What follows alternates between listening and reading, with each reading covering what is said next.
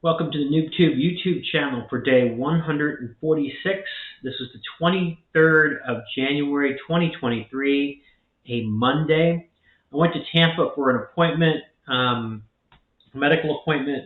It took 90 minutes to get there, 90 minutes back, and then I was there for several hours, so that pretty much consumed the whole day. When I returned back, I had a meeting on Skype about two-step drop shipping, which is something I am going to do. And then I did 1 minute on the treadmill because I had that long day and it wore me out. I have not missed. I can't even remember when the last time I missed a day on the treadmill. But as I indicated before, the goal is to get on the treadmill, and I usually do 45 minutes. But this is the first time in a very, very long time I basically gave myself a break.